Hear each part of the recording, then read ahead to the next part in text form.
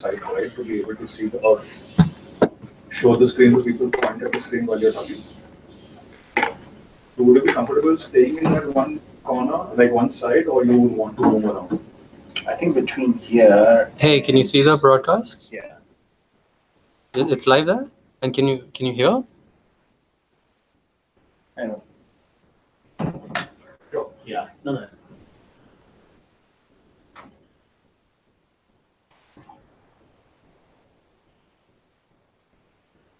Okay. I was told that you're. All right, great. So just put the volume high, But if we, and hopefully people will be able to hear. from side to side, we have to keep it a little wide. Okay.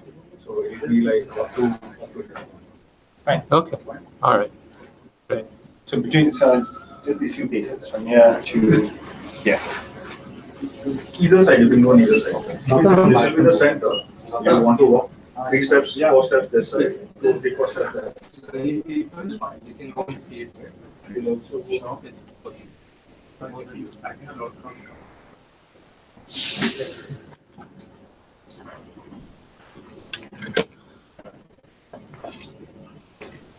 It's 11:39. It's 11:39. What time does the talk start? It's supposed to be 11:45. Why? Why? Numbers. These start at 11:45. Start at 11:45. You put this through your quota and we label it.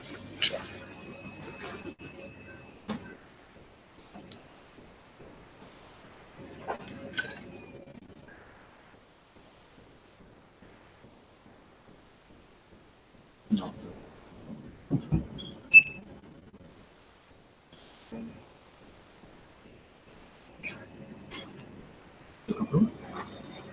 Yeah. And this can be clipped onto your waist.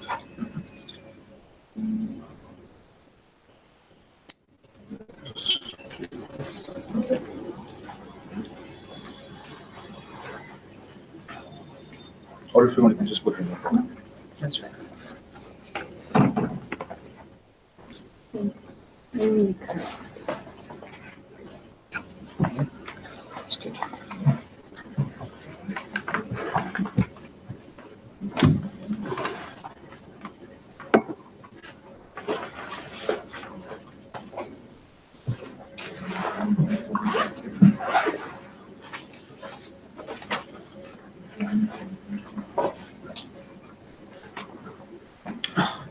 Live streaming to the flat. Oh, great. So meet for after the session. One is the donations.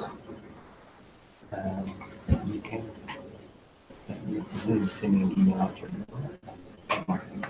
I'll mention that. And the next session will be mutual on education. Yes, and after the suggestion and the topic, and she said we should do something about ego, reducing the ego. Yeah. That'll be fun. And that one.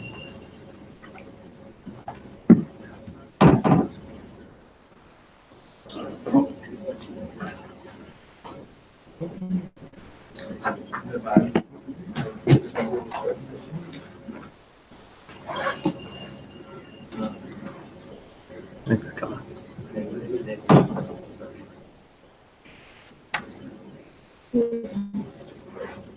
Good standardization. Can you give me a sample sound?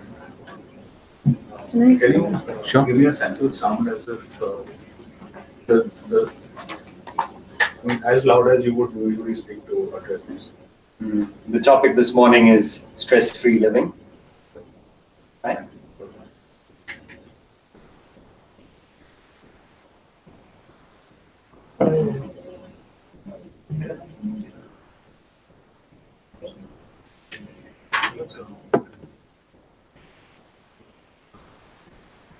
So you got internet? Let's see for your space, my space. I got my Intel router down in 14 hours. Okay. This question. I don't think you should start late. I don't think you should start late. Yes, I think. I think it's it should stop. So we make 2 or 3 names. But we didn't know that. It's just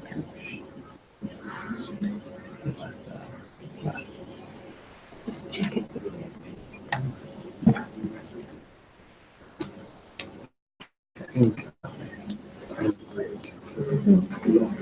That's fair.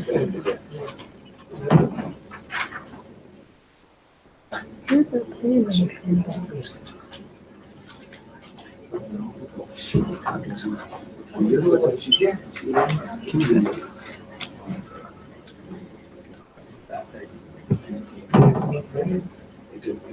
That's why. I don't remember. Ramchu. I remember putting my watch on. I remember that I should put my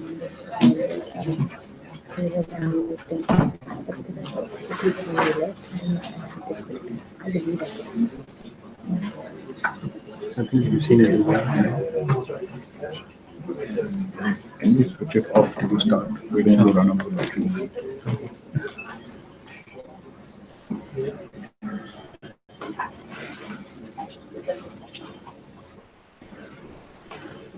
Can you just long press it to switch it off? Yes. With the green bit? Yes. How are you? You're just the same. We're not changed. She's just the same. It's good, no? She's our Avonia. He's only bothering me.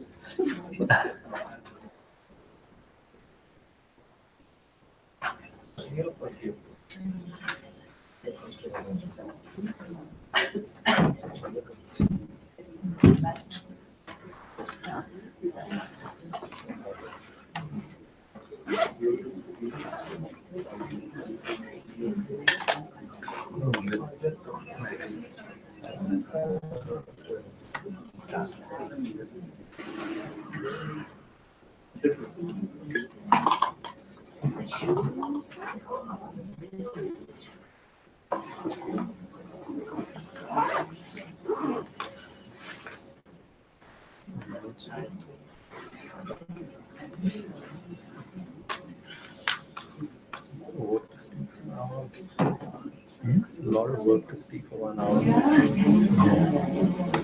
Not in a class, but in a lecture where you can't stop. Because if you stop, somebody else is talking. Yeah, It's just silence. it's really a lot of material. So even if you take a drink of water, in that little few seconds silence, yeah, awkward that People is. like, why doesn't they say anything? And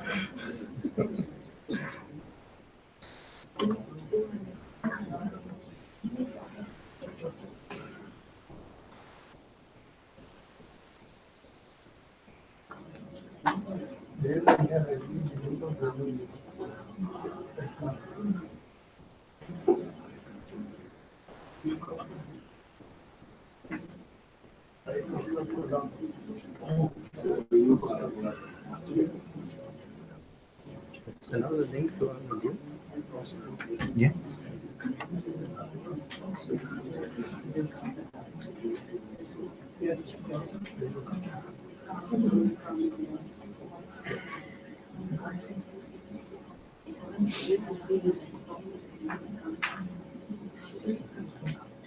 But actually, it's cool. No, it's because you came here. Anyway, so some upstairs. Yeah, just the facility is there, up and running on the project. In case it's super, we can ask people.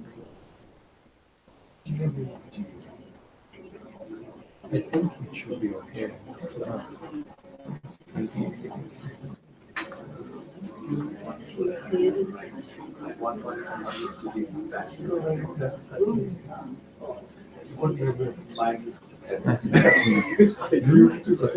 the theater.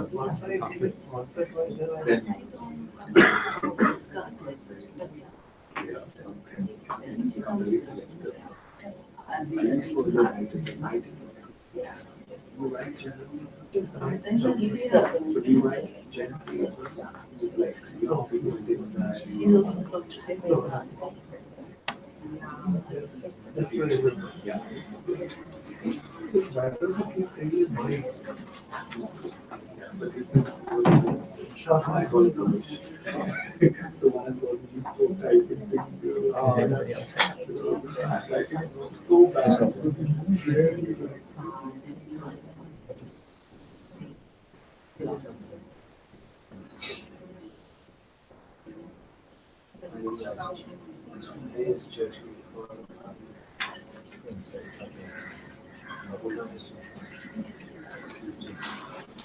Do you want to wait for another 5 minutes? We think it's starting. Because I got a call from the main entrance. There are some more people coming.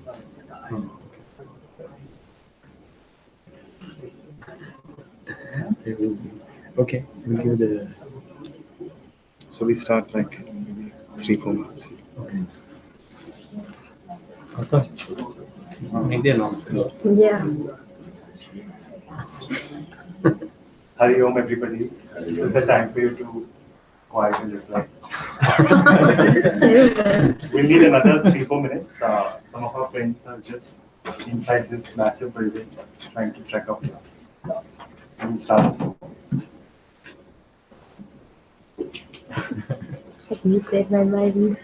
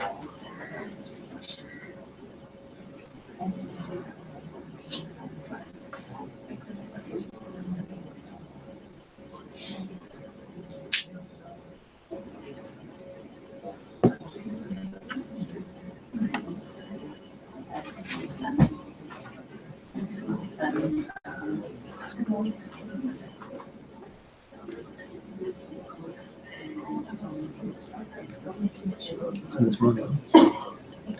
This morning.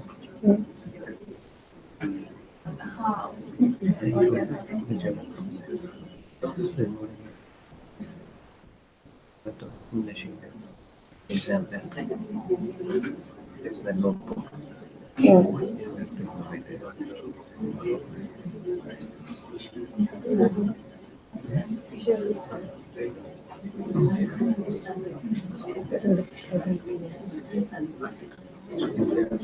I think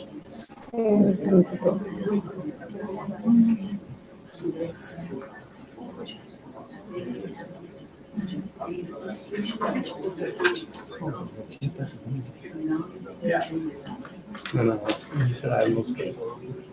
When I asked him, 3-4 days ago, I met him and I said, why don't you join? He said, no, I have no stress. I have no stress. I'm stress free anyway. Which is true, because it's like this, you're building like this, you have to be stress free. It's okay. Especially it's just so much hassle. This job. Complaint. Everybody wants everything in their own way. 250 flats. A lot of egos to the side.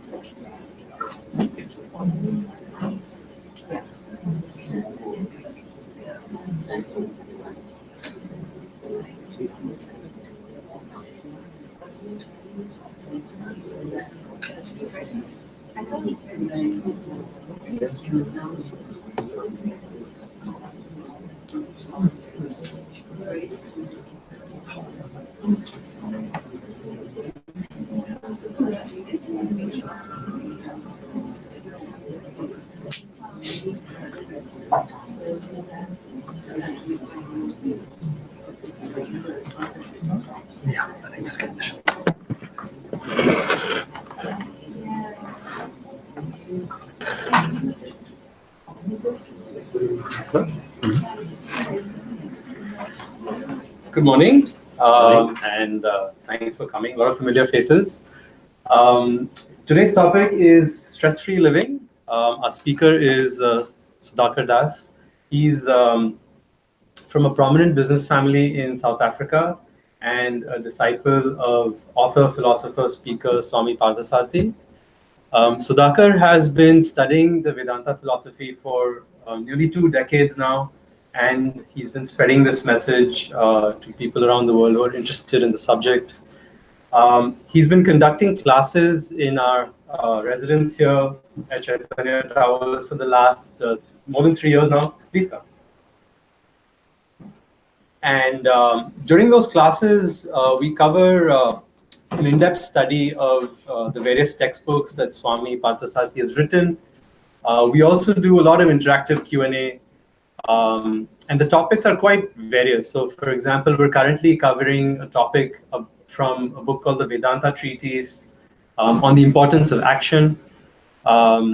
We covered other topics about how to purify your emotions, how to strengthen your intellect, and also more profound questions like what is the purpose of life, why are we here, why were we born, what happens after death, things like that.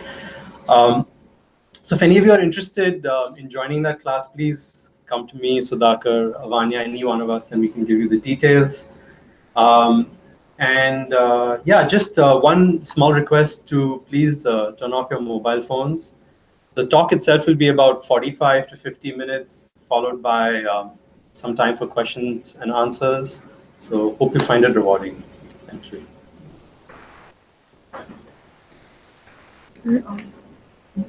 Yeah.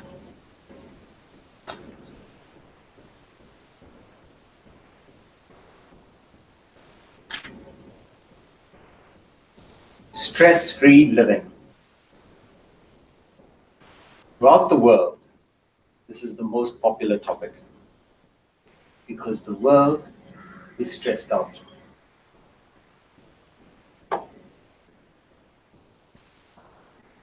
There's one here.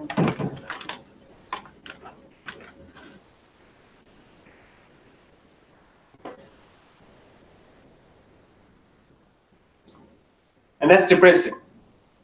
We're talking about being stress-free, but what it means is most of humanity is stressful. What is stress? Today's session, we're going to define stress, understand where it's coming from, and then in our own way, try and deal with it, ultimately eliminate it. So by the end of the session, the idea is that we can leave with some techniques, a better understanding of stress. So let's start right from the definition. What do we mean when we say stress? We use it in day-to-day language. You say, I'm stressed out. This is so stressful. It's intense. What does it mean? Worry, anxiety. Worry, anxiety, yes. It also could mean our inability to handle the situation. Yes. Inability to handle the situation.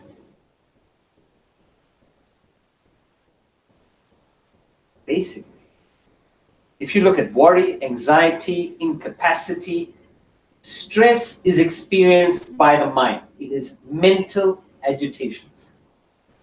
Now, these mental agitations could vary.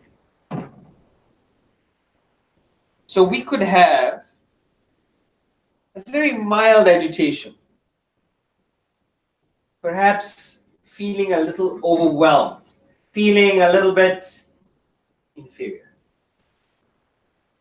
But these agitations could express further as sometimes not able to switch off the mind. Mind is racing. It could be complete shutdown, where the thought of it, the thought of the situation is so much that it's shut down. We're incapacitated.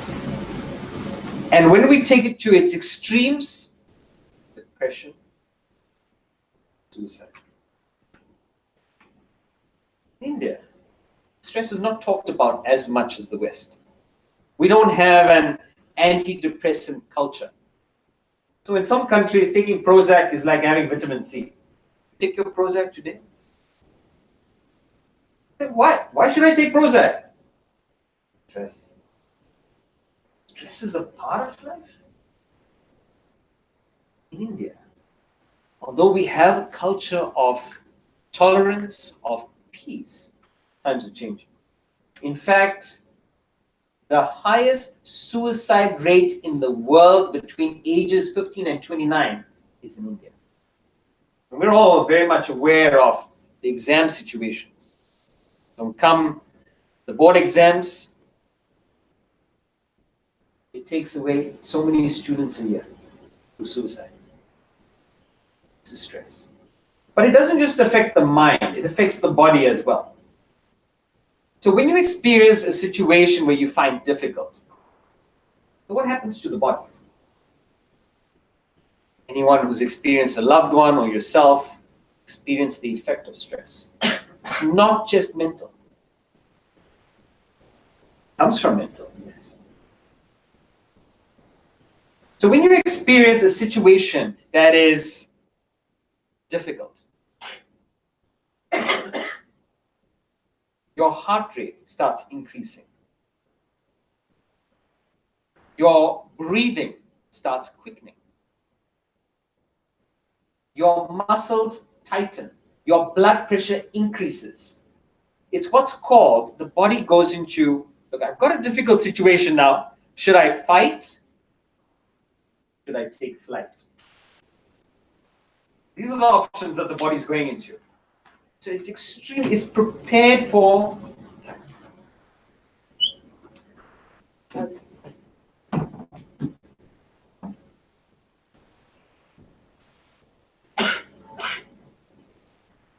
So we just covered that stress is agitations at the mental level, but we experience it at the physical level. So the idea of explaining this is to find out, are we experiencing any of these symptoms? So when you meet in a difficult situation, the way the body responds is fight or flight. So you've got the quickening heart rate, your blood pressure increasing, and this is okay. So your body is in this threatened state. This is okay for a short time. But if you live a day of it, if you live a week of it, if you live a life of it, the effects will be migraines at the skin level, eczema, psoriasis, hair loss, aging. At the total immunity level, your immunity diminishes. And most importantly, at the heart level, the number one killer in the world today is not what we're seeing in the papers, floods and terrorist attacks. The number one killer in the world today is stress and heart-related diseases. And yet, this disease goes about relatively unnoticed. Don't take it too seriously. Although all of us are here today, so perhaps we know something, we've experienced some of it, and we're looking for a few ideas to make life lighter, better. It costs Europe, people in the corporate workplace, $125 billion. It costs America, people who are battling with stress, $300 billion. So we've got this worldwide epidemic going on. And our usual reaction is not so bad. It could be mild, it could be extreme. Whatever it is in us, whatever we are facing, maybe it could be challenging situation that we're not equipped for. Maybe it could be we're battling to fall off to sleep. Maybe it could be some form of depression. Wherever we are, that's what we want to tackle today. When you hit the pillow, you should fall off to sleep in 20 seconds. Who can sleep in 20 seconds here? When you want to? Not during the lecture. That is not difficult. No afternoon naps. No afternoon naps. That's a human being. Sleep in 20 seconds. Time for bed. Out. This is what we're all capable of. Stress in life. Where does stress come from? And if you share, and if we make the session more interactive, you find it more helpful. Tell me, what stresses you out?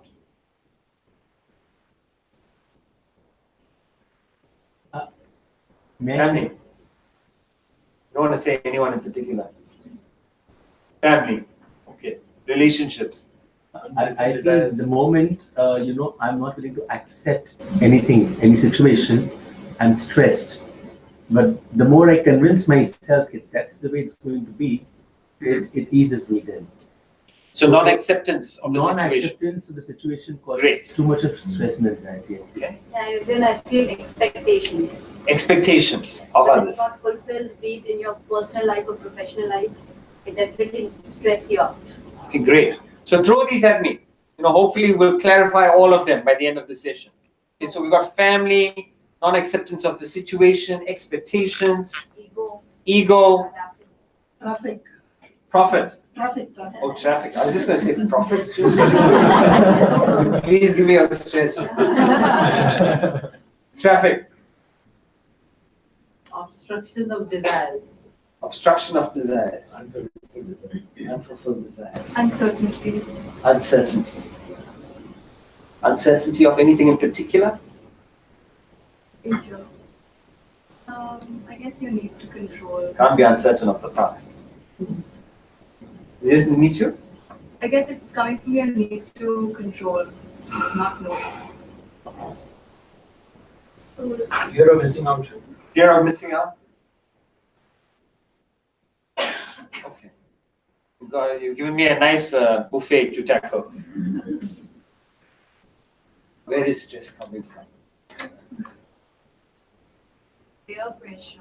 Peer pressure. Sudhakar, Excellent. from the back there on. Yes. School. School, definitely. So what do? Do we stop school? Do we move away from the traffic? Do we stop having relationships? What do we do? So think of a pretty place. Think of a beautiful place where you can be stress-free. A country maybe. What comes to mind anyone? Is there a place like that?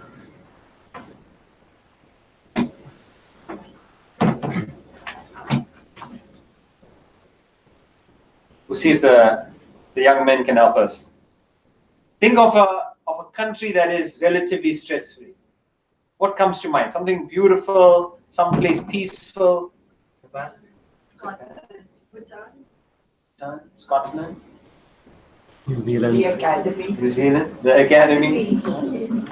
Stay a little longer. Come in. My own bedroom. Your own bedroom. AC comes off. Fan is okay. That's okay. Fan comes off. Ventilation. Windows are out. Windows jammed. So one beautiful place is Switzerland, and we have taken the subject there, and it's interesting. People are very open in terms of, well, if you're connected to the subject, they share with you what's going on internally. We're very stressed, and in Europe, depression and suicide, Switzerland's the highest amongst the youth. I said, what are you stressed about? Everything seems to work beautifully here. The traffic is disciplined. There's no bullock cart coming suddenly. There's no everything works. Guy said traffic. The traffic is stressing your traffic. How long it takes you to get to your office? 20 minutes every day. 20 minutes. My 20 minutes is like the time you take to get from the bed to the bathroom. Stressing him out. Some people will say, not openly, mother-in-law, sister-in-law, exams, school, elections now. I don't know who's going to win, where to invest. What do all these things have in common? And this is important because if we are to deal and tackle the problem, this mental agitation of stress, we need to find its cause. So it's like this. Imagine in our house, right? Monsoon time, we're seeing some leaks. What is dripping? What is dripping? Right? So what do? You go to that particular spot, you touch up the spot, seal the spot where it's coming from. It's coming from somewhere else. What's the problem? How do you handle a leak? Pray for no monsoon. It's not the spot where it's coming from that's the issue. You've got a small crack there, it's coming through there. You've got to trace it. You've got to follow it, follow it, follow it, follow it. The source. Right up to the source, where the water is entering from. In our building in Mumbai, it's a 16-story building. So the reception area was leaking. So they kept on, every few months they'll change it, they'll repair it. Nothing, it's not solving it. Then they traced it and they have the technology to you can actually follow the crack. And do you know where it was coming from? From the terrace. You seal it at the terrace, all of it taken care of. Now, similarly now, with the stress that we're experiencing, the mental agitation comes. And then what do you say? Oh, I need to go to a spa. I need to be with nature. I need to listen to music. I need to just get away from my life. That's not going to solve it. Why? Because all you're doing is you're patching it up. Having a scotch as if that will take care of all the problems. So either we find something to just give a little bit of temporary peace, a little bit of escape, and then we get back into it. But why all this patchwork when we can solve the problem? We get a funny smell coming. What's this? What's that smell?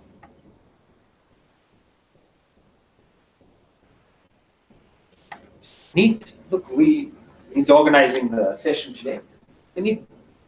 Look, there's a strange smell in the auditorium. So Neat goes and he's bringing air fresheners and potpourri and he's lighting incense sticks. Smell is still there. You might put deodorant after deodorant. It's not helping the situation. But you follow the source of the smell and you find in the corner there's a mouse decomposing. Once you located the cause, you know what to do. Similarly, once you've located the cause of your stress, you don't need someone to tell you what to do. You'll know exactly what to do. Don't settle for temporary measures. Now we are applying what Volini. Not pain, applying Volini. Where? On cancer. You got a cancer in the stomach. Volini, take care of it. Get to the cause. So that begs the question, what is the cause? Sir, it's often difficult to find a cause. Hence, the need for today. No, but is it when you require an outside agency to help you find it out, or can it be some self introspection analysis by asking certain questions to yourself? Because Right. what I feel is, we are too scared to make ourselves vulnerable sometimes, when you go to people when it comes to matters of stress. Mhm. So that's one biggest fear and apprehension. At least I personally feel it that way. Well, that's why we want to equip you today with the skills to locate the cause. And then if you still need help, you know who's the right person to consult. The cause of stress is not outside. The first principle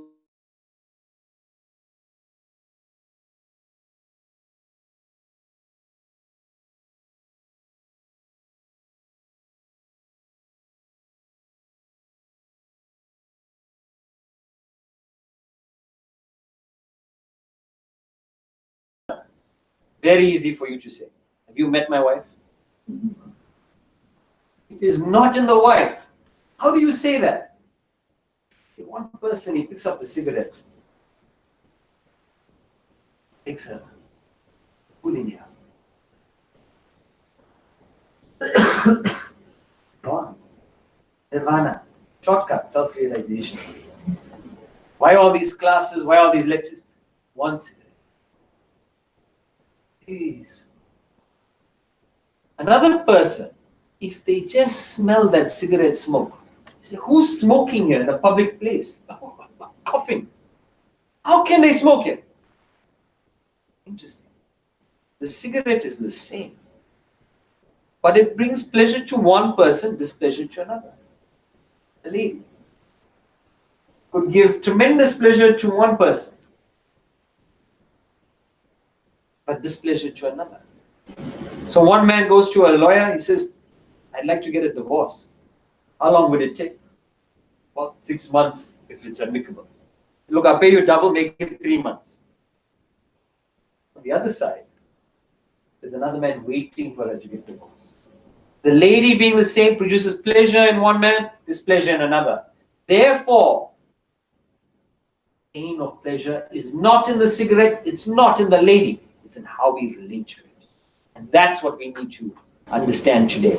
That stress, pressure, it's not in the outside world, it's within. So what do we mean by within? And that's where we start today. Stress is caused by your own mind. John Milton says, the mind is its own place, and in itself can make a heaven of a hell, or a hell of a heaven. So we could have everything we need. Everything's perfect. Beautiful spouse, good job, and yet we'll find a way to make it miserable. Who's we? Who's you? Who's within? Your own mind. It is the mind that causes stress. Can we show the avenues that the mind causes? The body-mind intellect diagram. So what is the mind? So those of you who have attended the previous sessions, you may recognize this diagram. The fundamental diagram of the philosophy and of the human being.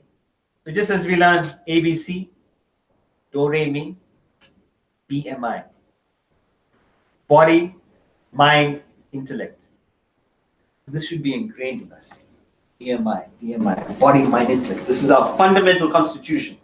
In fact, kids who have grown up with this subject, they've come for the youth camp or their parents are attending classes. The teacher was asking, what's your BMI? The teacher meant body mass index. My body, mind, intellect? She didn't know body mass index. Body, mind, intellect. Body, mind, intellect. The body performs actions, and every action can be governed either by the mind or the intellect. So the mind is that part of us which has the feelings, the the emotions, the likes and dislikes. It's the passions. It's the heart. Right? But it's not the anatomical heart. If you were to dissect the body and look for feelings here, you won't find it.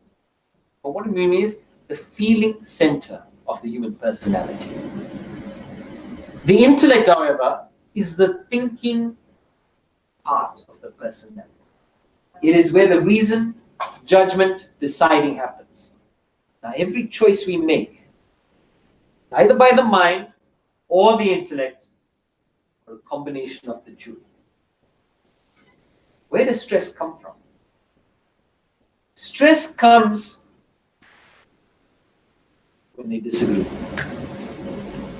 Your mind wants to do something, the intellect says, no, not a good idea. Argument. And if you listen to your intellect, there's less regret because your intellect is analyzing, deciding how it's taking you towards your goal, and then deciding. But if you listen to your mind, that's where the trouble starts. And we're going to show you how it's the nature of our mind that's causing the stress. But if the mind is governed by the intellect, if it is controlled by the intellect, no stress.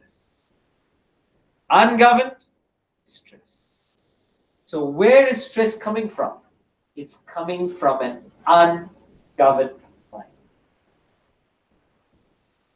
How many of you have not heard of this distinction before? How many of you before Vedanta have not heard of this distinction? Imagine we're making choices every day without knowing how we're interacting. So think about the big life decisions you have to make. Choosing a partner. What was involved in that decision? Choosing which field you were going to study. Was it emotion? Was it instinct? Was it peer pressure? Someone said, was it family pressure? Was it an understanding of your personality? Was it thought out? What we find is actually it was this combination. It was all these things and somehow we just came out. So it wasn't really thought out. And now that we know the difference between mind and intellect, we can harness them, use it correctly. But the intellect, it needs to be stronger if it's going to govern the mind. If we can show the, here we go. Okay, a stressful mind. So these are all characteristics of the mind. And we're going to show you how all the things that we mentioned, the different scenarios, all fall under just the mind not being governed. So the stressful mind, the first characteristic of a mind is that it has a load of likes and dislikes. These likes and dislikes we've been picking up from the time we're born. Not only that, our parents, our grandparents have been encouraging it. You like this? You don't like this? Don't have it. You like this food? Eat it. You don't like this? Leave it. And we're carrying on. And so if you can imagine, if you see the tea pickers in the estates, they keep going like this. This is what we're doing from the time we're born. Picking what we like, discarding what we dislike. Is there a problem with that? Shouldn't we have what we like?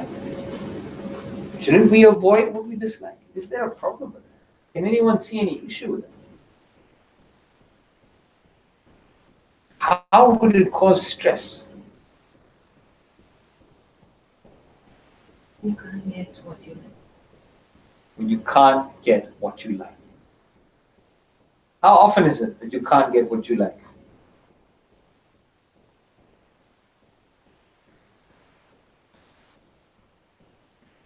all the time. Because we have so many likes and dislikes. So there's always something that's not going to be satisfied. I like Mumbai in winter. So what does that mean about now? Grumbling and complaining. So hot, so hot. Peak summer. People are saying from March. So hot, so hot. If you like winter, nothing wrong with it. The problem is when the like is so strong that you dislike everything else. I like a particular food. So when you don't get that food, you don't enjoy it. There are some people, they like their own pillow. What happens when you travel? Take my pillow. In the car? In the car. On the flight? On the flight. Japan? Japan. Carrying the pillow around. Okay, fine. Some people like their own bed. Now what? Okay, where can you take your bed? And you think this is a ridiculous example? There are people who have come to the academy and have couriered their mattress. And you say, no, that's too much. Not for them. Just as you like a particular food, they say, I like my mattress. But what happened is, the courier got delayed. Personal. Now what do? Person went back. So much effort, so much agitation. Now, I'm giving extreme examples, but you got to think about when you didn't get what you liked. It caused stress. It caused agitation. Now, I'm not saying suddenly, what? You must start choosing things that you dislike. You go to your partner now after the session, you know what? We started off on the wrong foot. I should have disliked you before I chose you. There's probably a better chance of a longer relationship. But, no, it's not saying that. It's saying that we can have likes and dislikes. But we should not be affected when we don't get what we like. But what happens is we allow the mind to develop a very strong like. And naturally, when we don't get it, we're throwing tantrums. We're upset. Now, do we realize that this is what we're creating in our children? By catering to their every like and dislike, when they don't get what they like, they're battling. It's a stressful situation because they've been so used to being happy. But the world cannot give you all the time what you like. Why? Because you're an individual with your fixed likes and dislikes. And here's the world turning. Because the world changes constantly. Whether it's the seasons, or it's the temperature, or it's the governments, it changes. So, very rarely can the world cater to one person's fixed likes and dislikes. The rest of the time, in this 360 degrees, the 359 times it's not catering to you in some way. And what are you? Upset, distressed. Second thing about likes and dislikes is it may not be beneficial for you. But who likes exercise? At least in the beginning. The effort. But once we get into the groove of it, the rhythm of it, then we enjoy it. So we've got to be careful that sometimes our likes and dislikes could mislead us. Can anyone think of any likes that are detrimental to us? Junk food, excellent. Smoking, Smoking, Eating. eating. Late nights. Imagine if we had a long weekend. I got no reason to wake up tomorrow. I would have a very late night. When you come to this subject, you learn actually the best part of the day is early morning. So sometimes if we have, there's no agenda for the next day, we have an even earlier night. Opposite. But the mind likes, stay up a bit, stay late. May not be the best. There's one like that we all suffer from, to some extent, is the like to please others. The like for what other people think of us. And we're so concerned about other people's opinions. And again, we're feeding that monster. So when they're favorable or they say something nice about us, so happy. But when it's unfavorable, when it's something negative, Paulo Coelho says something interesting. He says, stress, anxiety, and depression are caused when we are living to please others. It is never ending.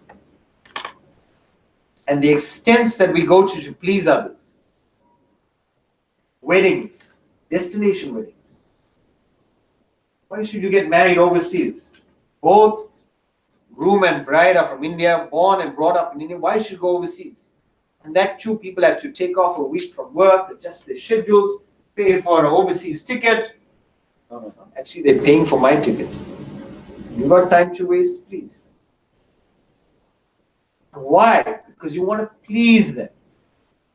You want to impress them. They should think that I am better than the people who had it in Thailand. Thailand is so close, let me go further.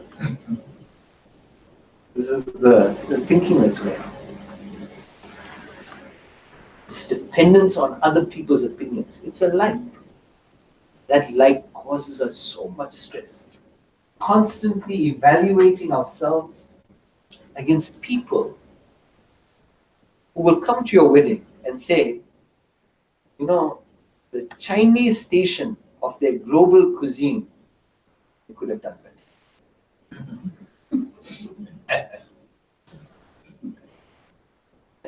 You know, the whole wedding was beautiful, but the carpet, feel good on the heels. It's a little bit uneven.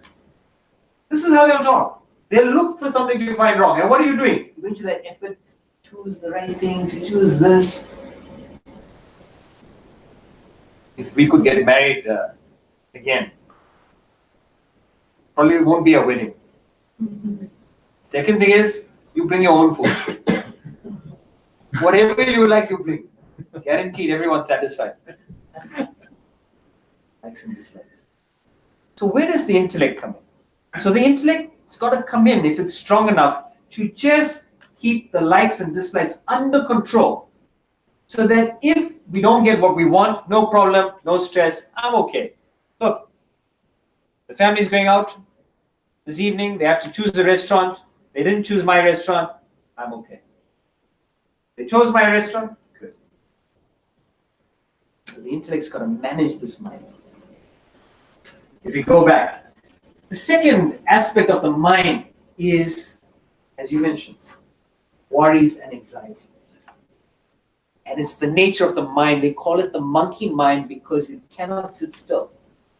It's constantly going to the past and the future, past and the future. In this lecture, if any of you have been here, know your bodies are here, but have been mentally here for 50% of the time, congratulate myself. And it's not because of inclination towards the subject. It need not be, but the mind goes. I mentioned something about relationships. Oh, yeah. Very applicable. Oh, I must tell my partner about this point. Mind is going on this. Oh, Thailand. That person went to Thailand. Mind goes on a trip. But this is the nature of the mind. So what's wrong with it? How does it cause stress? So the worry and anxiety is the mental agitation. So we are worried about what happened in the past. Oh, this happened and I don't know how we're going to solve that issue. And then it goes to anxiety for the future. What's going to happen? So between regret and this fear of uncertainty, you say uncertainty. Entire life is uncertain. The moment you are born, you are susceptible to death. Imagine if you had that wisdom, and this is a philosopher, you just brought your baby into the world. And you're looking at this baby and you understand, newborn baby, you are susceptible to death. Not that you want the baby to, of course, you don't want that. But you understand any moment, anything can happen. That is life. Now, if you want to be fear of uncertain, oh my God, what a life. Because life means change. So what does that mean? Constantly, I don't know, baby, careful. And what? Still that, the baby's 45. Careful, baby. You'll call him up in the middle of the day. Beta, Mom, just checking how you are. I'm fine. I'm busy now. But what did she pack for lunch? What did she pack for lunch? Are you having your greens? Mom, I gotta go now.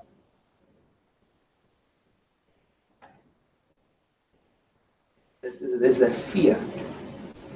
So we're not saying respect. You understand, there's no point that fear does. It doesn't help you. Why? Because the past is dead. Nothing can be done about it. So all you can do is, at a particular situation or time, you say, look, this happened. What is the learning from that incident? Okay. Let me take that, move forward. Case closed, bye-bye. This is what the intellect has to tell the mind. Because when my mind is in the past, it means what? Not in the present. Not in the present. It's not here. It's compromising your present action. So the moment your mind has gone into the past, it means you're not listening or taking in this present moment, this activity. How often you get a loved one to repeat what they said? Why? Because your mind has gone somewhere. So what about the future? Past is dead, no doubt. If anything, we take the learnings, we move on. What about thinking about the future? How does that help?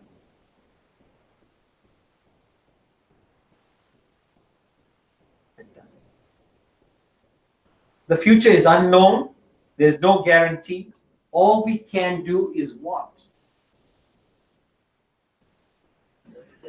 Present action. Put in your best effort in the present action. That's the maximum you can do. Will it guarantee me the outcome? I don't know.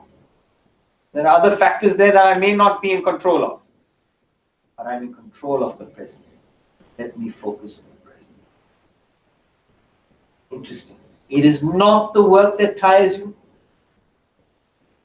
It is the mind worried about the past, anxious. And that's why, unfortunately, because we haven't learned this, there's a culture of TGIF. Thank God is friend. It should be TGIM.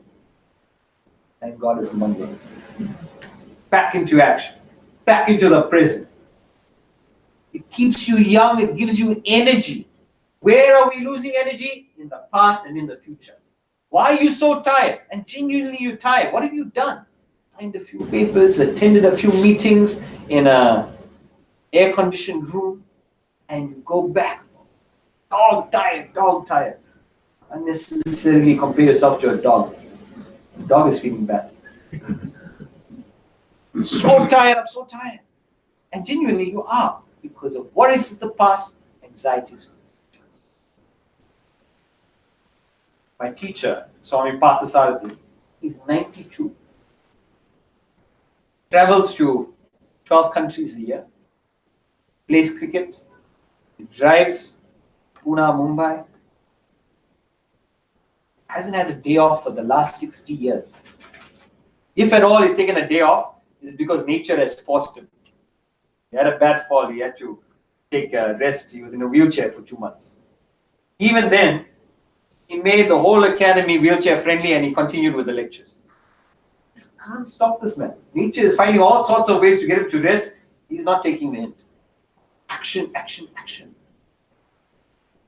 Why? Got so much energy, even at 92.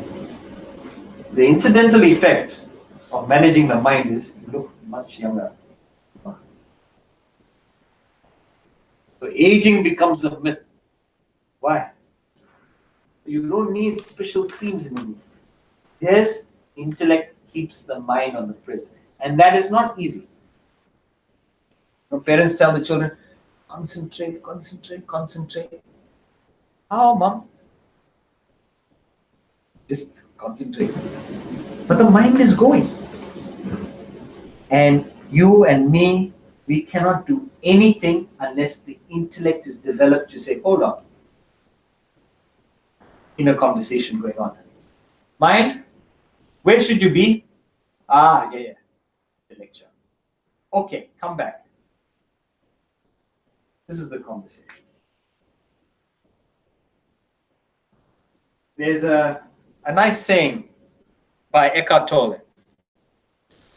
And he says, stress is caused by being here but wanting to be there.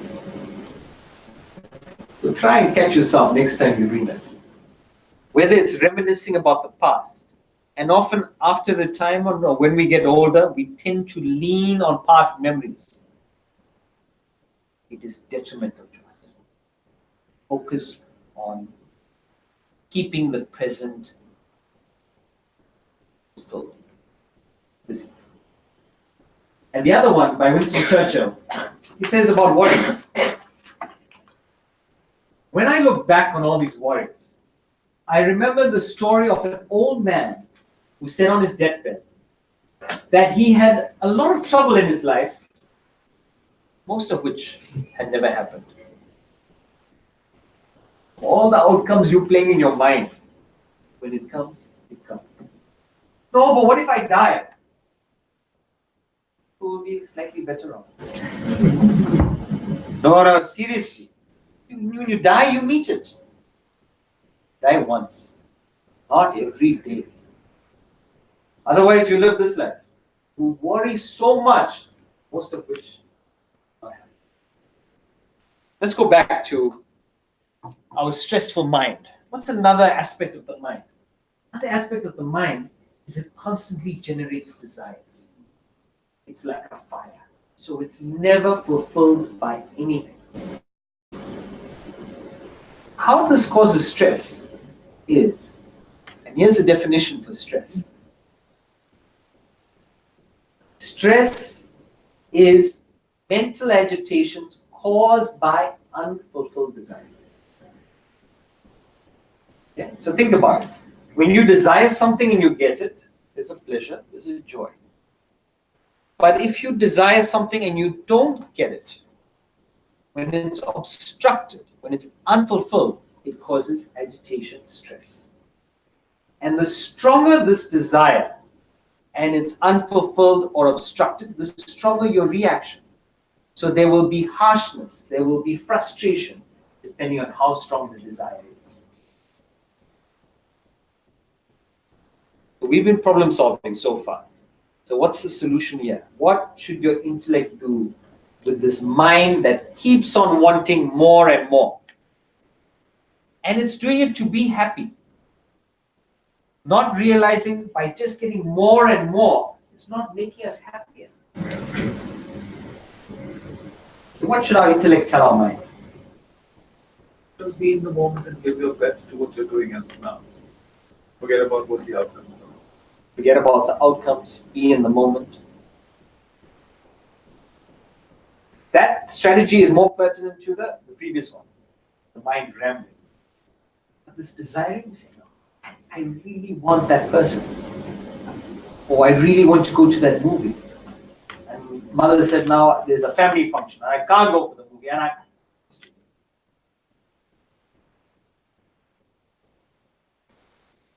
what's the stress-free living here? Set the situation positively.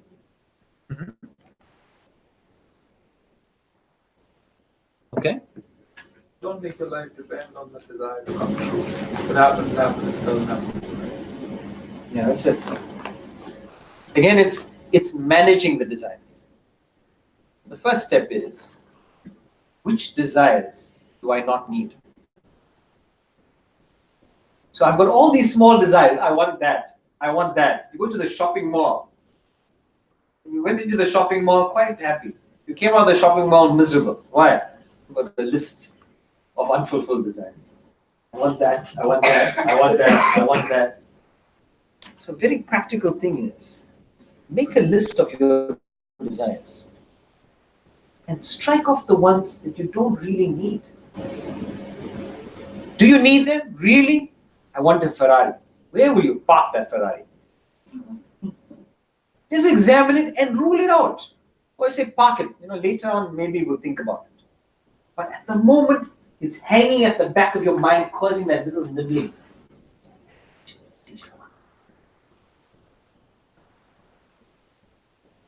Can you afford it? If I can't afford it now, park it. Later on, we'll think about it. This is stock clearing. Well, what's the stock you're clearing? The desire. Beware the snares of 99, says Swami Ramatirtha. The snares, right? Because what happens when you get 99? What? Very nice dessert. This is how the mind works. Constantly wants more. So with the intellect, you understand the mind. Say, hold on.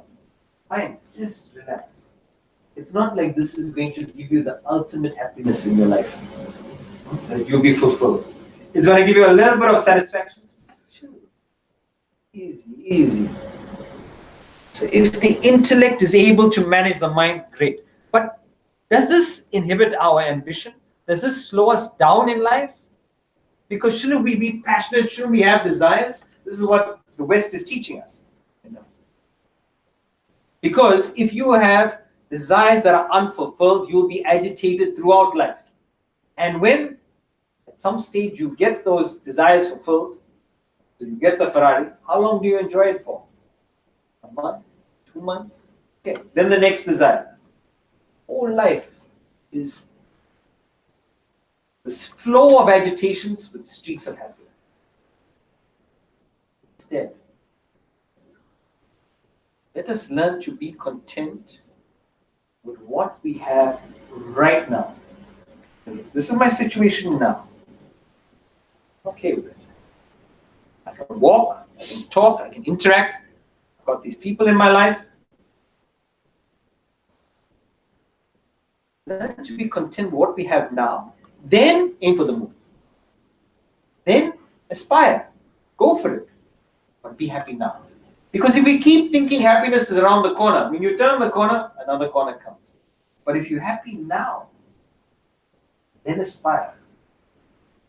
You'll be able to work more effectively because you're not agitated. Interesting. Do not let your present happiness be dependent on future acquisition. What it means is, don't let my present happiness rely on something in the future. Because when you get the future, the mind wants something else. And the last one is attachment. What is attachment? The mind's nature is to become possessive over everything that it contacts. It wants to make it mine. The me and the my comes out strongly. This is my child. This is my car. And why is that stressful?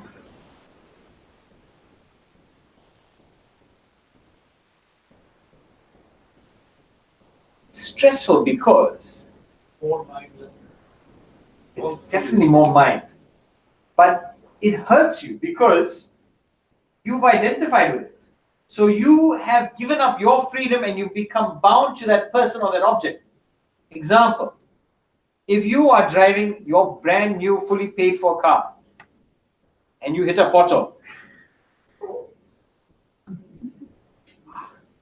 suspension, If they do a scan, they can see a hole in your heart. If you company car, if you do that, no problem. You go looking for the potholes. What is the difference between hotel carpet and your house carpet? Hotel carpet, you wipe your feet. House carpet, you tell people here, remove your shoes, remove your shoes. Just shampooed it yesterday. Huh? What's the difference? Just that minus. Actually, there's no difference. It's just the minus. And the minus stops you from enjoying. The minus stops you from being light. So anything happens to that object or person affects you. So you have sold your freedom, your happiness with that minus. There's a story where a house was burned. And a man who was out of town, he just came back and it was his house. And he comes back and he sees his house full of flames. And there are hundreds of people also watching this house. And the firefighters working on it. And he's looking at his house and he was very proud of this house. It was beautiful. And in fact, people had offered him double the price. He didn't want to sell because it was such a beautiful house. And he starts crying, looking at this, all those memories. Son comes up. He says, Dad, just wanted to tell you, it's okay, it's okay. He says, what? He says, I sold the house yesterday. I'm sorry you were out of town, but we got an offer 3 times more. It was too good to refuse. We sold it. The man was relieved. Oh, it's not our house. It's okay. And he's relieved. And then for a moment, what? He's also standing there. Not smiling. But he's watching it, like just the other people watching the house burn. Second son says, but Dad, we only paid the advance yesterday. The man only paid the advance, he didn't pay the full amount. So the transaction hasn't gone through yet. And went into war. Oh, it's full fluctuation of emotion. And the third son comes. He says, Dad, I've just spoken to the buyer. Buyer says he's a man of his word. None of us knew this was going to happen. And he's still going to pay the full amount, and the house or what's left of it is his. Yeah. What's changed if you look at it in those 5 minutes? The house is the same, the object. He's the same. But the perception of the way he looked at it caused the stress, caused the relief. Now, when you look at your sister battling with her children giving so much of nonsense, the children, they will do that. Now, when it's your children, blood pressure goes up, the veins are sticking out, as if you're becoming the Incredible Hulk. Where is that? What has happened to you suddenly? We've got involved, we've got possessive, we put the me and the my into it. Yes, take a step back. These are children. My children. Same with work. It's a job. Job is meant to be done, right? My job. My wife. Woman. That stance only the intellect can do. The mind rushes, the intellect says, take a step back. In all these aspects, we've got to bring the intellect in to manage the mind. So therefore, if we're going to live stress-free, what do we need to do?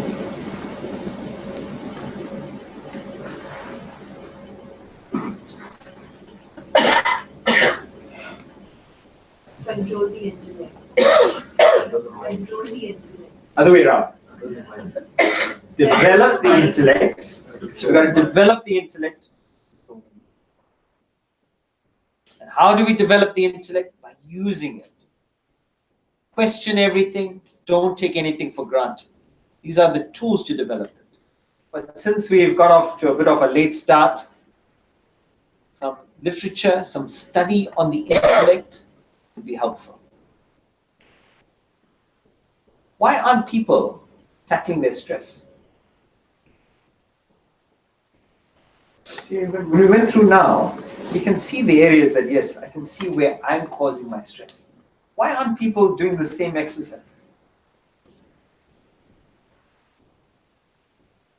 Dissatisfied. Ignorance. Dissatisfied. Ignorance, dissatisfied with? Anything and everything around. So trying to copy the things in their own life, looking at others, that's the kind of school child is attended, the kind of holidays that they take. So everyone wants to replicate the best of the things. So imagine, so we're copying others Yeah. who are equally stressed. We're not thinking, and we're aspiring to be like others who are even more stressed. Lunacy. So the first is, look, we don't know. Maybe we're not even aware of our stress. Sometimes, and here's the interesting situation, we're so stressed normally that we become used to it. So we don't even see it as something wrong. We just get acclimatized. Look, if you go to work, you're supposed to be stressful and rude to everyone. And now, if you go into the corporate workplace, they say, no, if you don't swear, it shows that you're not passionate about it. I need to swear, I need to express myself to show that I'm interested in the job.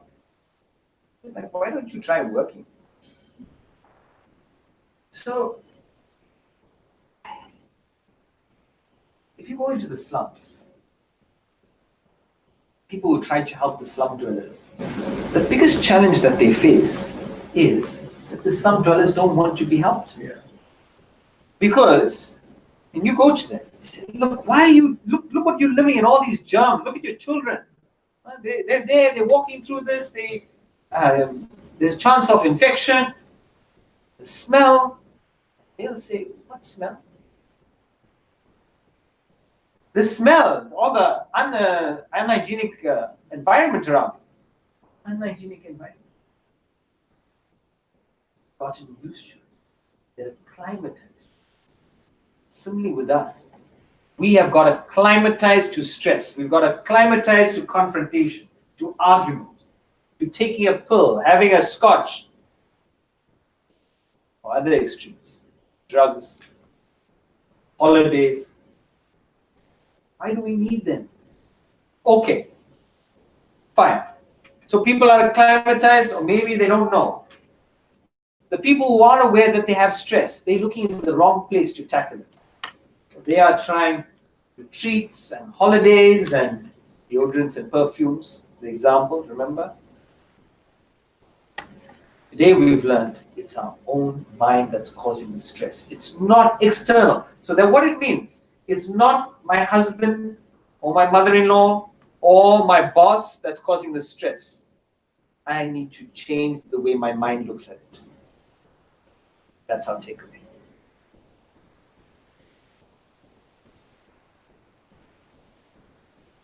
If we can put the stress-free living. Just to summarize for you, make it easy. Stress-free living. 1, be aware of your agitations. Are you able to sleep when you want to sleep? Are you able to do what you want to do? Means, I've come for a lecture to be in the lecture. 2, understand the true cause. So today we've learned, where is stress residing? In the mind. Not in the elections, not in the government, not in the legislation, not in my own mind. 3, most importantly, develop the intellect. Because the mind is what causes all the problems. And the mind is good also, but it's like a child. So it just needs to be directed. That only if your intellect is strong enough can do. If your intellect is also a child, what can it do? 2 children playing, they could harm each other. And the last factor, which covered the point about expectations, is with your intellect, learn to see people and things as they are, not what you would like them to be. You don't have to do it with everybody, but the people close to you, it's called assess. Don't judge, but just assess. My partner is charitable. My partner is moody. My partner is unpunctual. My partner is... Do an assessment. So what happens? So when the person doesn't behave the way you think they should behave, whose fault is it? When you have expectations that go wrong, whose fault is it? Your own. Why? You You can't just, and your point will be, but it's such a reasonable expectation. Reasonable according to who? To you. To the Supreme Court of the whole world. There's no such thing as reasonable. What is reasonable? Reasonable is expecting that that person will be whatever their nature is. That person has what? Unpunctual, moody. So that's how that person will be. So what should my expectation be? What that person is, rather than what I would like them to be. And remember with likes and dislikes, how much stress it causes. We want a short-tempered partner to be calm and cool. We want a partner who's introverted to be expressive. Hey, make up your mind. Relate to people as they are. Expectations. Your point that you made earlier gets taken care of. Relationships gets taken care of. You'll know exactly how to deal with each family member. Why? Because you've done your assessment.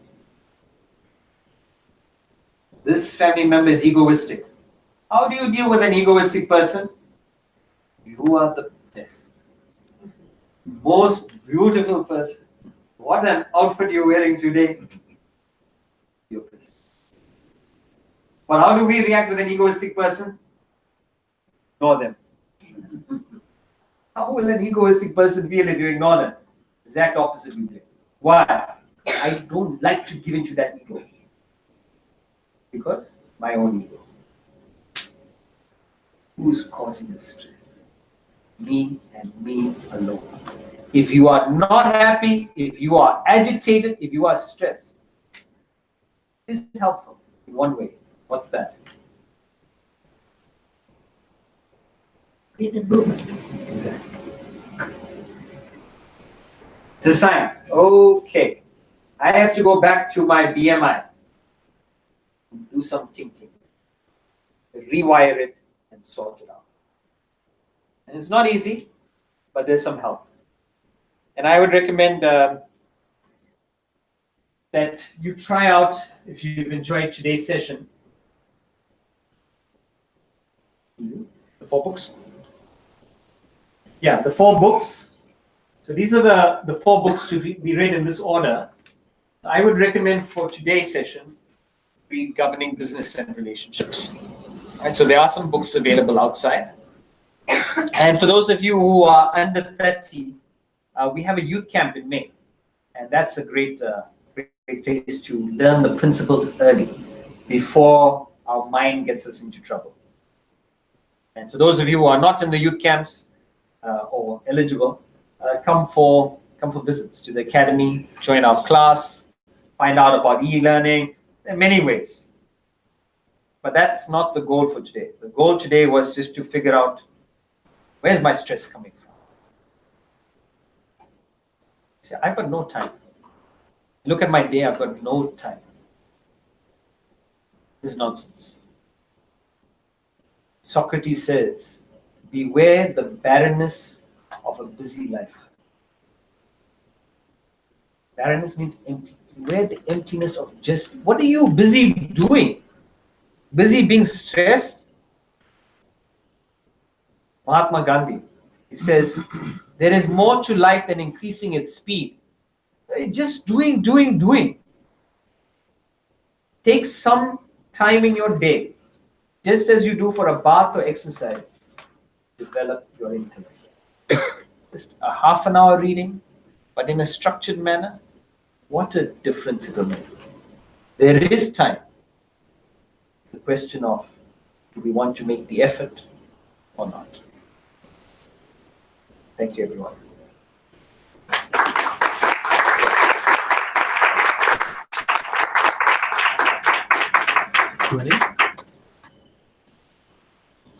Are there any pressing questions?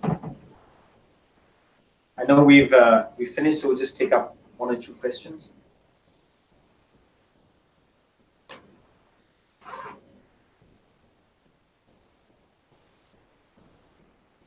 You mentioned one thing about one of the reasons that one feels stressed is that you want other people to like you. How does one tackle that that desire? Then, in the sense that it's not in your control. So, what other people think of you, like for instance, reputation, they could think extremely high of you for something you didn't intend, or they could criticize you for something that you should get praise for, because the other person has their own issues or their own perspectives. So when we understand that, look, I'm not in control of that, so I wouldn't put any, I wouldn't attach any value to those opinions because they fluctuate. And the interesting thing is, it's the one time that you disappoint, that will be for them, the indicator. So never mind whatever you've done, because they're also functioning on the mind.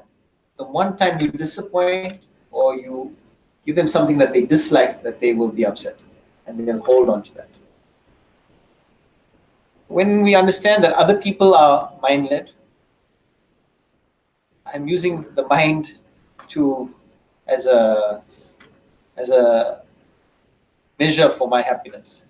Somebody else's mind. My own mind is causing me so much trouble, and here I am depending on somebody else's mind. I'm asking to be agitated. Oops.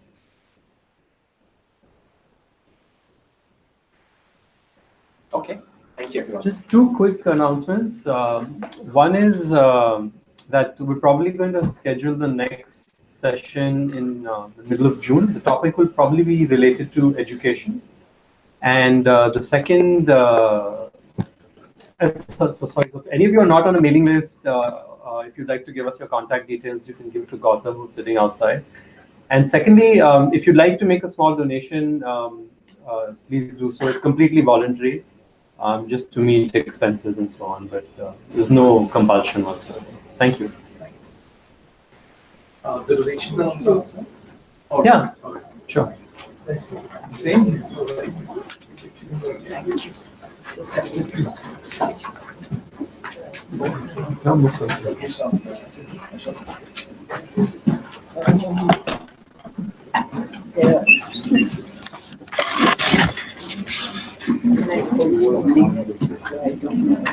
know.